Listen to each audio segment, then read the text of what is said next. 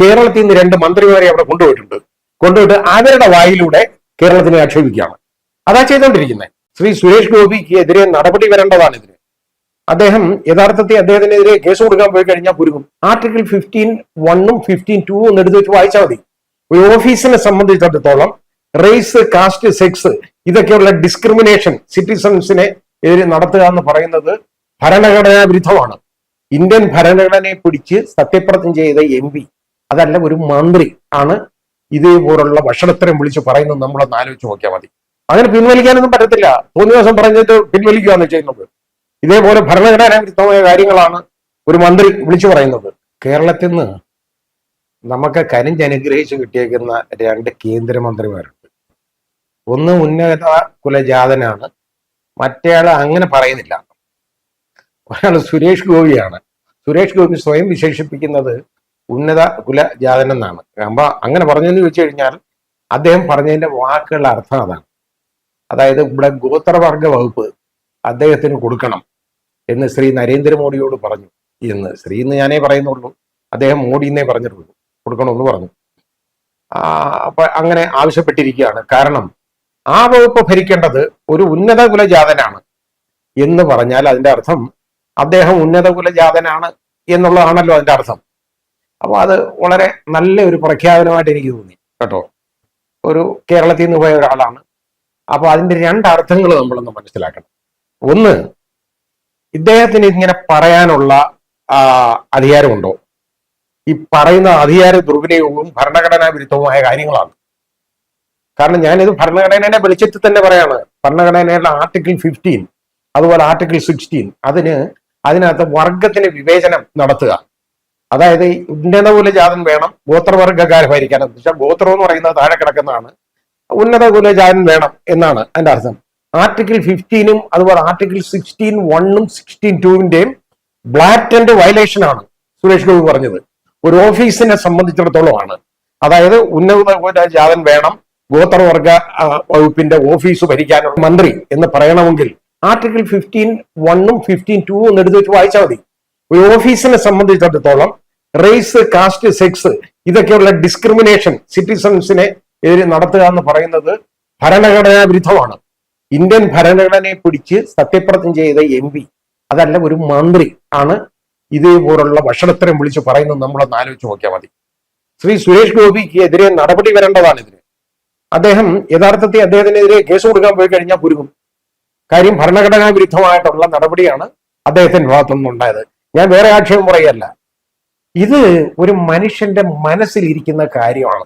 നമ്മൾ അദ്ദേഹത്തിന്റെ മനോവ്യാപാരം അങ്ങനെയാണ്. അദ്ദേഹം സ്വയമായിട്ട് ഗണിക്കുന്നത് ഒരു ഉന്നത കുലജാതൻ എന്നാണ്. അതുകൊണ്ടാണ് വരുന്നത്. അതുകൊണ്ട് ഞാൻ ഗോത്രവർഗ വകുപ്പ് ചോദിച്ചിട്ടുണ്ടെന്ന്. വകുപ്പ് ഭരിക്കുന്നുണ്ടല്ലോ, നല്ല അന്തസ്സുള്ള ഒരു മന്ത്രിയാണ് കേട്ടോ. ജുവലോറം എന്ന് പറയുന്ന ഒരു ഒഡീഷയിലെ ഒരു പ്രധാന ഗോത്രത്തിലെ ഒരു അംഗമാണ് അദ്ദേഹം. കഴിഞ്ഞ 3 വർഷമായിട്ട് ജയിച്ചു വന്നിട്ട് ഈ 3 വർഷമായിട്ട് മന്ത്രിയാണ് ഇതേ വകുപ്പിന്റെ. അപ്പൊ അദ്ദേഹത്തിന്റെ ഭരണം കൊള്ളത്തില്ല. അതുകൊണ്ട് ഇദ്ദേഹത്തിന് കൊടുക്കണം എന്നുള്ളതാണ് ശ്രീ നരേന്ദ്രമോദിയോട് പറഞ്ഞെങ്കിൽ അതങ്ങ് ചെയ്തു കൊടുക്കുന്നതല്ലായിരുന്നു നല്ലത് കേട്ടോ. ഇതെങ്കിലും ഗോത്രവും വർഗവും എന്നൊക്കെ പറഞ്ഞാൽ എന്താണെന്നും ഇദ്ദേഹത്തിനൊന്നും മനസ്സിലായേനെ, അതെങ്കിലും സംഭവിച്ചു പോയേനെ. ഇപ്പൊ നമുക്ക് ആളുകളുടെ എങ്ങനെ ഡിസ്ക്രിമിനേറ്റ് ചെയ്യാൻ പാടില്ല. ഒരു പൗരന്മാരെ ഡിസ്ക്രിമിനേറ്റ് ചെയ്തതിന് തുല്യമാണ് ശ്രീ സുരേഷ് ഗോപിയുടെ ഈ വാചകങ്ങൾ. വളരെ തെറ്റാണ്. ഇനി അതേപോലെ തന്നെ അദ്ദേഹം അടുത്തത് കാര്യം പറഞ്ഞേക്കുന്നത് ഇങ്ങനെ കിടന്ന്, അതായത് ഈ നിലവിളിക്കാതെ കേട്ടോ, നിലവിളിച്ചുകൊണ്ടിരിക്കാതെ കൊടുത്ത പണം ചെലവാക്കാൻ ആദ്യം എന്ന് വെച്ചാൽ ഇവിടെ ഇഷ്ടം പോലെ കൊടുത്തിട്ടുണ്ട് കേന്ദ്ര ഗവൺമെന്റ്, ഇവർ ചെലവാക്കുന്നില്ല. അതാണ് ഇപ്പോഴത്തെ പ്രശ്നം. ഇവിടെ നമുക്ക് വയനാട് ദുരന്തത്തിന് ഇഷ്ടംപോലെ കൊടുത്തല്ലോ ഇവര്. ഈ കഴിഞ്ഞ ബജറ്റിൽ പോലും 1 പൈസ അതിന് വകയിരുത്തിയിട്ടില്ല കേട്ടോ. അത് കൊടുക്കാതിരുന്നിട്ടാണ് ഈ പറയുന്നത്. കൊടുത്തത് ആദ്യം ചെലവാക്കി നിലവിളിക്കാതെ. ഈ വർത്തമാനം ഒരു മലയാളി എന്നുള്ള നിലയ്ക്ക് ശ്രീ സുരേഷ് ഗോപി പറയാൻ പാടുള്ളതാണോ? ഈ ഇവിടുന്നൊക്കെ പോയ അദ്ദേഹത്തിന് മനസ്സിലാവണ്ടേ ഇവിടുത്തെ ആളുകളുടെ നിലവിളി എന്താണെന്ന്, കരച്ചിൽ എന്താണെന്ന്. അതാണ് നമ്മൾ മനസ്സിലാക്കേണ്ട കാര്യം. അപ്പോ അദ്ദേഹത്തിന്റെ ഇപ്പോഴത്തെ ഈ ധാരണ, ഇത് അബദ്ധം പറ്റി അങ്ങ് പറഞ്ഞല്ല, പിന്നെ ഒരു എക്സ്പ്ലനേഷൻ കൊടുത്തു കേട്ടോ ഇതിന്. ആ എക്സ്പ്ലനേഷൻ അതിന് വലിയ വഷളത്തരമാണ്. അപ്പൊ ആ യഥാർത്ഥ മനസ്സിരിപ്പിങ്ങി വെളി വന്നു. അതായത് ഈ പിന്നോക്കക്കാരെ മുന്നോക്കക്കാരെ സംരക്ഷിക്കണമെന്നാണ് ഉദ്ദേശിച്ചത്. മനസ്സിലാവും. അവിടെ ഇതിനും അപ്പുറമാണ്. മുന്നോക്ക സമുദായങ്ങൾ എന്ന് പറയുന്ന കുറെ ആളുകളുണ്ട്. പിന്നോക്കക്കാരെന്ന് പറയുന്ന ഭാഗം നമ്മള് ചെരിപ്പൂത്തികൾ പോലുള്ള ആളുകൾ, ഇങ്ങനെയുള്ള ആളുകളുണ്ട്. ഇവരെ ഒക്കെ സംരക്ഷിക്കുന്ന മുന്നോക്കക്കാരുണ്ട്, സംരക്ഷിക്കണം എന്നാണ്. ഭരണഘടനയുടെ ഒരുപോലെ പൗരനെ കണക്കാക്കണം, ഇക്വാളിറ്റി, അതിന്റെ ആ പ്രിൻസിപ്പിളുള്ള ഭരണഘടനയെ തൊട്ട് സത്യം ചെയ്തിട്ടാണ് ഇതേ വർത്താനം പറയുന്നത്. ഈ എക്സ്പ്ലനേഷൻ വീണ്ടും വലിയ വർഷത്തിലാണ് നടന്നേക്കുന്നത്. ഇനി ഞാൻ അതിനെക്കുറിച്ച് കൂടുതൽ പറയുന്നില്ല, കാരണം ഇത് യഥാർത്ഥത്തിൽ ഇത് തന്നെ മനോവ്യാപാരമാണിത്. ഇത് അബദ്ധം പറ്റി പറഞ്ഞതല്ല. കാരണം മുമ്പൊരിക്കൽ അദ്ദേഹം പറഞ്ഞു, അദ്ദേഹം ഒരു പൂണൂലിട്ട ബ്രാഹ്മണനായിട്ട് ജനിക്കണമെന്നായിരുന്നു അടുത്ത ജന്മത്തിലെങ്കിലും വേണമെന്ന്. അത് അദ്ദേഹത്തിന്റെ ആഗ്രഹമാണ്, ചെയ്തോട്ടെ. കാരണം പൂണൂലിട്ട ബ്രാഹ്മണന്മാർക്ക് ഏതാണ്ട് വലിയ കഴിവുണ്ടെന്നുള്ളതാണ് അദ്ദേഹത്തിന്റെ ധാരണ. അതാ കാര്യം. അതുകൊണ്ട് ഇത് വെറുതെ അബദ്ധം പറ്റി പറയുന്നതല്ല, അദ്ദേഹത്തിന്റെ മനസ്സിലിരിപ്പിങ്ങനാണ്, ഈ രീതിയിലാണ്. ഒരിക്കൽ ഞാൻ കണ്ടു, അദ്ദേഹം ഒരു വാഹനത്തിൽ ഇരുന്നുകൊണ്ട് ഓരോരുത്തർക്ക് 500 രൂപ എടുത്തു കൊടുക്കുന്നു. അവരത് വാങ്ങിച്ചിട്ട് കാലും തൊട്ട് തൊഴുതിട്ട് വന്നു. പുള്ളി അന്തസ്സായിട്ട് കാല് തൊഴുന്നത് ആസ്വദിച്ചുകൊണ്ടിരിക്കുകയാണ്. ഈ കാല് തൊട്ട് തൊഴുന്നതും ഈ വാങ്ങിച്ചുകൊണ്ട് പോകുന്നതിനൊക്കെ എന്ത് പറയാൻ പറ്റും? ഈ നാട്ടില് നിവർത്തിയില്ലാത്തതുകൊണ്ടല്ലേ ഈ 500 രൂപയുടെ ഒരു നോട്ടും കൊടുത്തിട്ട് ആ വണ്ടിയിൽ ഇരുന്നിട്ട് ഒരു വെൽഫെയർ കാറിൽ ഇരുന്നോണ്ടാണ് അത് ചെയ്യുന്നത്. എന്റെ ഡോർ തുറന്നു വെച്ചേക്കുക, കാലെ തൊട്ട് തൊഴുന്നത് ഞാൻ കണ്ട മാധ്യമങ്ങളിൽ ഞാൻ കണ്ടതാണ്. ഇതൊക്കെ ചെയ്യാൻ പാടുള്ളതാണോ എന്ന് അദ്ദേഹം ആലോചിക്കണം. ഇത് കേരളമാണ്, മനസ്സിലാക്കണം. സാക്ഷരതയുള്ള നാടാണ്, ഇവിടെ ചിന്തിക്കുന്ന ജനങ്ങളുണ്ട്. അത് ശ്രീ സുരേഷ് ഗോപി തിരിച്ചറിയണം. പറഞ്ഞിട്ട് എങ്ങനെ പിൻവലിക്കുന്നേ? വായന ഇതുപോലുള്ള ഒരു വാചകം വീണിട്ട് അങ്ങ് പിൻവലിച്ചെന്ന് പറഞ്ഞാൽ മതിയോ? അങ്ങനെ പിൻവലിക്കാനൊന്നും പറ്റത്തില്ല. തോന്നിയ ദിവസം പറഞ്ഞിട്ട് പിൻവലിക്കുകയാണ് ചെയ്യുന്നത്. ഇതേപോലെ ഭരണഘടനാ വിരുദ്ധമായ കാര്യങ്ങളാണ് ഒരു മന്ത്രി വിളിച്ചു പറയുന്നത്, കേട്ടോ. അത് എനിക്ക് വളരെ ആക്ഷേപം തോന്നുന്നുണ്ട്. അതുകൊണ്ടാണ് ഞാൻ പറഞ്ഞത്. ഇനി അടുത്ത ആളുടെ കാര്യം പറഞ്ഞുകൊണ്ട് വന്നത്, അത് ഇതിലും ഗുരുതരമായ കാര്യമാണ്. ഇപ്പോൾ ശ്രീ ജോർജ് കുര്യന്റെ പ്രസ്താവന കേരളത്തിന് വല്ലതും കിട്ടണമെങ്കിൽ എന്ന് പറഞ്ഞാൽ അത് പിന്നോക്കക്കാരാണെന്ന് പറയണം. അതാ വേണ്ടി എല്ലാത്തിലും പിന്നോക്കമാണെന്ന് പറയണം. ഇവിടെ റോഡില്ല, ഇവിടെ ഇല്ല, നമ്മൾ കാളവണ്ടിയിലാണ് സഞ്ചരിക്കുന്നത്, സൈക്കിൾ മാത്രമേ ഉള്ളൂ, പിന്നെ സൈക്കിൾ റിക്ഷയേ ഉള്ളൂ ഇവിടെ, അതൊക്കെ ഉള്ളതാണ്. അങ്ങനെയൊക്കെ പറഞ്ഞ് നമുക്ക് പിന്നോക്കക്കാര് ആണ്, പിന്നോക്കാവസ്ഥയാണ് ഇവിടെ. നമ്മൾ അന്തസ്സായിട്ട് നടക്കാൻ പാടില്ല, ഇവിടെ ഒരു ഉടുപ്പ് പോലും ഇല്ലാതെ വേണം നടക്കാൻ.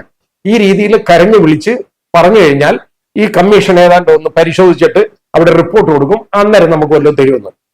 ഇതൊക്കെ പറയുന്ന ഇയാൾ മലയാളിയാണെന്ന് എനിക്ക് സംശയമുണ്ട്. ഇതൊക്കെ പറയാൻ എന്തെങ്കിലും അറിയാമോ?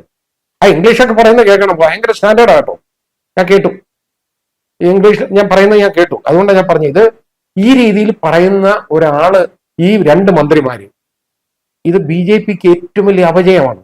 ഇവിടെ നല്ല അതിൽ മിടുക്കരായിട്ടുള്ള ആളുകളുണ്ടല്ലോ, ചിലരുണ്ടെന്ന് പറഞ്ഞു കഴിഞ്ഞാൽ ഞാൻ കണ്ടിട്ടുള്ളതെന്ന് പറഞ്ഞു കഴിഞ്ഞാൽ അപ്പോ PS ശ്രീധരൻപിള്ള, ഞാനുമായിട്ട് നല്ല അടുപ്പമുള്ളതാണ്. അദ്ദേഹം വളരെ വിപുലമായിട്ട് സംസാരിക്കും. ഇതുപോലുള്ള അനാവശ്യങ്ങളൊക്കെ വിളിച്ചു പറയുന്നുണ്ടോ? ഇല്ല. അത് കാരണം അവിടെ കൂടിയാൽ ഇവിടെ കുറയും എന്നൊക്കെ പറയുന്ന ആളുകളൊക്കെ ഉണ്ടല്ലോ, അതുപോലൊന്നുമുള്ള കാര്യങ്ങൾ പറയുന്നില്ല. അങ്ങനെയുള്ള ആളുകൾക്കൊക്കെ ഈ സ്ഥാനം കൊടുത്താൽ നല്ലതാണ്. കാരണം അവർ അന്തസ്സായിട്ട് എന്തെങ്കിലും കാര്യങ്ങൾ ചെയ്യും, പറയും. ഈ പബ്ലിക് ലൈഫിൽ ഇറങ്ങി ഇങ്ങനെ പ്രസംഗിക്കുമ്പോൾ ഇത് വളരെ, അതായത് എനിക്ക് തോന്നുന്നു രാഷ്ട്രീയ വിവേകം പോലും ഇല്ലാത്തതാണ് ഈ രീതിയിൽ ഉള്ള വർത്തമാനം. അത് ശ്രീ സുരേഷ് ഗോപി ഇപ്പൊ സിനിമാ താരമല്ല എന്ന് മനസ്സിലാക്കണം. ഇപ്പൊ മന്ത്രിയാണ്, ജനങ്ങളുടെ നേതാവാണ്, ജനങ്ങളെ ഭരിക്കേണ്ട ആളാണ്. അത് നോക്കിയിട്ട് നമ്മുടെ ഭരണഘടന അനുസരിച്ചുള്ള വർത്തമാനം പറയണം. അതുപോലെ ജോർജ് കുര്യൻ അബദ്ധത്തിൽ വന്നവിടെ കയറിയതാണെങ്കിലും കയറിക്ക് ഒരു കുഴപ്പമില്ല, ഇരുന്നോളൂ, നല്ലത് തന്നെ. കേരളത്തിൽ നിന്ന് ഒരു മന്ത്രി ഉണ്ടെങ്കിൽ എനിക്ക് സന്തോഷമുണ്ട്. പക്ഷേ നിങ്ങൾ കേരളക്കാരനാണ്. ഇപ്പൊ നിങ്ങൾ ഏതാണ്ട് വയനാടിന് ഒക്കെ കൊടുത്ത കാര്യമൊക്കെ നിങ്ങൾ പറയുന്നുണ്ടല്ലോ, വയനാടിന് എന്ത് കൊടുത്തെന്നാണ്? അതുപോലെ തന്നെ ശ്രീ സുരേന്ദ്രന്റെ പ്രഖ്യാപനം ഇന്ന് വന്നിട്ടുണ്ട്, ഞാൻ കണ്ടു. അദ്ദേഹം പറയുന്നത് വയനാടിന് ഇഷ്ടംപോലെ കൊടുക്കും, കൊടുത്തില്ലെങ്കിൽ അതിനെതിരെ ആദ്യം സമരം ചെയ്യുന്ന ഞാനായിരിക്കും എന്ന് പറഞ്ഞു. ശ്രീ സുരേന്ദ്രൻ ചിലപ്പോൾ അതിനെക്കുറിച്ചുള്ള വിവരം കാണുമായിരിക്കും, എനിക്കറിയില്ല. എന്തായാലും ബജറ്റിലൊന്നുമില്ല. ഇനി ചിലപ്പം വേറെ അല്ലാത്ത വിധത്തിൽ കൊടുക്കുമായിരിക്കും, കേട്ടോ. ആ രീതിയിൽ അങ്ങനെ വരുമായിരിക്കും, എനിക്കറിയില്ല.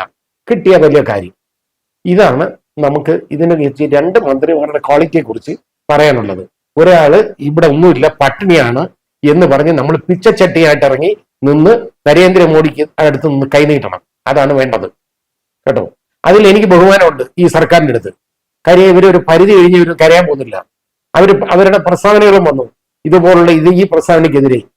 വളരെ വളരെ വളരെ വികലമായിട്ടുള്ള അത്രയും വൈകല്യമുള്ള ഒരു പ്രസ്താവന നമുക്ക് കാണാൻ കിട്ടത്തില്ല. ആ രീതിയിലാണ് ജോർജ് കുര്യൻ പറഞ്ഞേക്കുന്നത്. ഈ രീതിയിലാണ്. ഇവര് രണ്ടുപേരും ഒന്ന് ചിന്തിക്കണം. നിങ്ങൾ കേരളീയരാണ്, മലയാളികളാണ്, മലയാളികളുടെ അന്തസ്സങ്ങൾ കാത്തു സൂക്ഷിക്കണം എന്ന് നിങ്ങൾ ആദ്യം ഒന്ന് മനസ്സിലാക്കുക. ഈ രണ്ട് കേന്ദ്രമന്ത്രിമാരിപ്പം കേരളത്തിൽ കിട്ടിയിട്ട് ഒരു വർഷത്തോളാണ്. ഇതുവരെ എന്തെങ്കിലും ഗുണം നമുക്ക് ഉണ്ടല്ലോ, ഇഷ്ടംപോലെ കിട്ടിയിട്ടുണ്ട്. നമുക്ക് All India Institute of Medical Science കിട്ടിയില്ലേ കേട്ടോ, അത് കൊണ്ടുവരുമെന്ന് പറഞ്ഞ ആളല്ലേ, നമുക്ക് അതിനകത്ത് കിട്ടിയല്ലോ. അപ്പൊ ഇത് നമുക്ക് ഇതുപോലെല്ലാം ഒരുപാട് കിട്ടിക്കൊണ്ടിരിക്കുക. ഇനി ഇത് ഞാൻ പറഞ്ഞില്ലേ, ഇതുപോലുള്ള വർത്തമാനം വിളിച്ചു പറയുന്നതല്ലാതെ ഇവരെന്തെങ്കിലും ഇതിന് പറയുന്നത്, ഇവർക്ക് ചെയ്യുന്ന പരിപാടി എന്താണെന്നറിയോ? ഇപ്പൊ BJP ഗവൺമെന്റ്, ശ്രീ നരേന്ദ്രമോദിയുടെ ഗവൺമെന്റ് ഈ കേരളത്തോട് ഒരു ചിത്തമയമാണ് കാണിക്കുന്നത്. കേരളം യഥാർത്ഥത്തിൽ ഇന്ത്യയുടെ ഭാഗമല്ല എന്നുള്ള രീതിയിലുള്ള പെരുമാറ്റം അവർ കാണിക്കുന്നത്. എന്നിട്ട് ഇപ്പൊ ചെയ്തുകൊണ്ടിരിക്കുന്ന പണികളെന്ന് പറയുന്നത്, ഈ കേരളത്തിൽ നിന്ന് 2 മന്ത്രിമാരെ അവിടെ കൊണ്ടുപോയിട്ട് അവരുടെ വായിലൂടെ കേരളത്തിനെ ആക്ഷേപിക്കുകയാണ്. അതാ ചെയ്തുകൊണ്ടിരിക്കുന്നത്. അത് കാരണം BJP സർക്കാർ എല്ലാം ചെയ്യുന്നുണ്ട്. ഇവിടെ ആരും ഒന്ന് നിലവിളിച്ചുകൊണ്ട് നടക്കാതെ കിട്ടിയതെടുത്ത് ചെലവാക്കാൻ ആദ്യം ഒരാൾ പറയുന്നു, മറ്റേ ആൾ പറയുന്നത് പിന്നോക്കക്കാരാണ്, വയറ്റിൽ തടിച്ച് പാട്ട് പാടി കേൾപ്പിച്ച് കാശ് വാങ്ങണമെന്ന് പറഞ്ഞു കൊടുക്കുന്നു. ഈ രീതിയിൽ ആക്ഷേപിക്കുക എന്ന് പറഞ്ഞത് മലയാളികളെ ആക്ഷേപിക്കുകയാണ് അവർ. അതായത് ഇവർ ചെയ്തുകൊണ്ടിരിക്കുന്നത്.